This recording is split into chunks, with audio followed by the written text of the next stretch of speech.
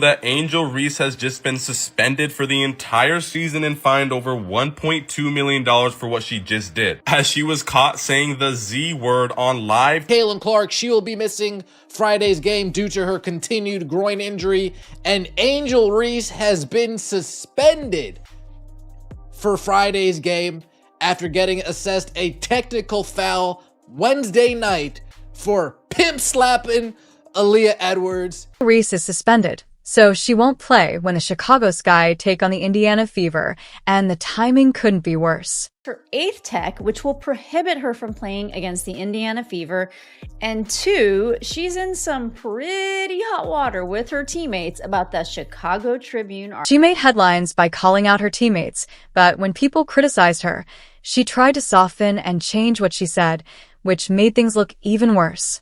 Missing this big Fever game only adds fuel to the fire.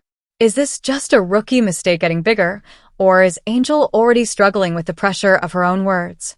Either way, the situation has become messy. Gilbert tried to rig the cards in the WNBA's favor by having the Indiana Fever and the Chicago Sky go head-to-head 5 times this season. Unfortunately for Kathy Engelbert, Caitlin Clark and Angel Reese will only be going head-to-head 1 of those 5 times, and that time has come. Kathy Engelbert planned the schedule to create a season-long show with 5 Indiana versus Chicago games. She was betting that repeating the matchup would build a rivalry and keep casual fans interested just by seeing it often. And how did we get here? What she just said, the national championship game. We were not talking about Caitlin Clark before Angel Reese walked up to her, did this. Angel Reese is currently about to be suspended. She has 7 technical fouls on the season. And if this was last season, in a 44-game season, she would have already been suspended. And it is genuinely one of the funny things about this is that her fans are arguing that none of the texts are warranted. They are all warranted. It felt like airing the same rerun over and over. Familiar faces, easy to sell, but not much variety. The idea was that fans would keep watching just because the same 2 teams kept facing each other. But that only works if the star players stay healthy and the stories stay neat. Instead, reality brought injuries, drama, and setbacks that ruined the payoff right when the league needed it most. She packed her up, bro. She low-key packed her up. It was so sly. Oh, shoot. Dang, Angel. Man, this is horrible timing if she get this 8th technical. I think they're going to give her a technical. Getting suspended for a game after what she said about her team basically being trash and needing new players, man. Yeah, that's a tech. Dang. So she's going to be suspended. This is all just bad timing, bro. Bad timing. That's right. Angel Reese didn't use the front of her hand. Angel Reese went with the back of her hand and bow right across Aaliyah Edwards' head. Clark's lingering groin injury and Reese's pile of technicals and suspensions weakened the hype. What was billed as a rivalry felt more like a cheap sequel, more Titanic 2 than Ollie versus Frazier.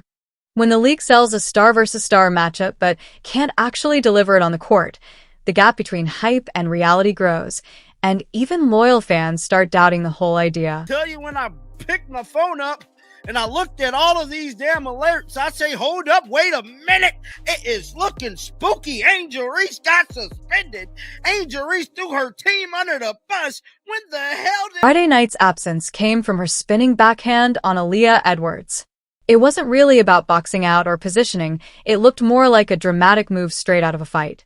A backhand is one of the most dismissive gestures, packing attitude into a single flick. Her team feels attacked by her from comments that she made in the Chicago Tribune article. This is what Front Office Sports is reporting. According to the report, Reese said she doesn't believe her teammates Rachel Banham or Haley Van Lith are capable of leading a playoff team. Guard Ariel Atkins is another player on the Sky's roster with WNBA championship experience. The moment didn't need slow motion to hurt her case. Just a quick replay showed the clear wind-up and follow-through, turning a normal scuffle into a question of intent and control. Angel Reese roasted the Chicago Sky as a whole, as an organization, as a staff, a collective, and a crew so bad to the point where it actually gave them some motivation into. Debate broke out right away. Was it on purpose or an accident, real contact, or just a flop? Live, it happened in a flash. But in slow motion, it looked like a textbook swing, her arm carving a perfect arc through the play. Whatever people thought, the result was clear. Her 8th technical, which meant an automatic suspension. That sparked another round of arguments, memes, and hot takes that completely overshadowed the actual game. About the Indiana Fever and the Sky is that the WNBA commissioner, Kathy Engelbert, she started this thing called Rivalry Week, of which the parameters pretty much put the Sky and the Indiana Fever as rivals. And obviously the two players being the rivals are Caitlin Clark and Angel Reese. Now, Angel Reese has actually only played 1 game against the Fever, and she missed 2 games due to a back injury, and this will be her 3rd game that she misses against the Indiana. Aaliyah sold the contact perfectly, collapsing in a way that got the refs' attention and shaped the story. The officials bought it. Reese got another mark against her, and the moment became another headline in a season swinging between highlights and drama. But things went deeper in the locker room, where sharp criticism reportedly called out teammates by name. Rachel Bannum was said to be knocked down from leader status, and Haley Van Lith labeled as not yet ready for the league. With a 9-30 record, the season became fuel for criticism, painted as a cautionary tale. Inside the team, the mood felt more like an audit from above, only without a stable foundation. Angel Reese is just back to being Angel Reese. No mistake about it. She can come out and say that she apologizes for the way that people took the comments that she made, but her comments were pretty... That's the real tension. A supposed franchise star is calling out her team while the whole group struggles in plain sight. It's like a fry cook bragging about salting fries while the kitchen falls apart. Technically right about one detail, but missing the bigger picture. The team has more headlines than good habits, more viral clips than identity, and more post-game quotes than late-game execution. The rivalry feels empty without the big matchups fans were promised. The franchise savior story doesn't fit with a locker room in chaos, and the commissioner's showcase plan looks like a joke when discipline and availability ruin the script.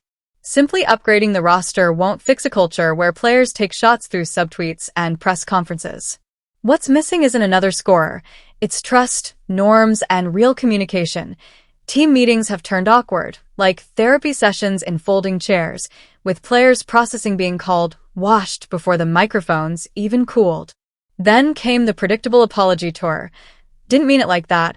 Words taken out of context, love for my teammates. But when you list teammates by role and shelf life, it's hard to pass that off as misunderstood. Ariel Atkins tried to defend her, saying the crown is heavy for a 23-year-old. But that metaphor falls flat when turnovers, missed rotations, and the unglamorous daily work of defense and timing are what actually earn crowns once the spotlight fades. One thing Angel Reese knows how to do is get the internet going. For those that don't know, an article was released today by the Chicago Tribune featuring Angel Reese, and she was basically just talking about the state of the Chicago Sky, her hopes in the offseason, and basically just putting pressure on the front office in regards to building a championship team around her. From the front office's view, signing Reese looked like an easy win, more ticket sales, jerseys, buzz, and national attention. Instead, it's felt more like a reality TV subplot. Veterans eye the rookies with suspicion, feuds spill over, and a rookie head coach looks years older trying to run plays no one seems to follow. Tyler Marsh was supposed to build a system and culture, but he ended up managing constant drama instead, with meetings about roles, communication, and accountability drowned out by nonstop controversy. In a small, competitive league, every weakness stands out. Discipline was bound to come once the replays were reviewed, but that also hurt the hyped Clark versus Reese storyline the league was counting on. Chicago's biggest issues are fragile trust, poor defense, inconsistent execution, and constant distractions that turn strategy into storylines. The Crown versus Jester comparison sticks because it highlights the gap between image and substance. Right now, criticism is aimed at Bannum and Van Lith, but tomorrow it could hit someone else. Without shared accountability, constant call-outs just spread. If Reese keeps going down this path, she risks becoming a paradox, The star fans tune in to watch, but the teammate others struggle to play with. Star power without chemistry, highlights without wins. And if conflict becomes the team's identity, it won't lead to championships.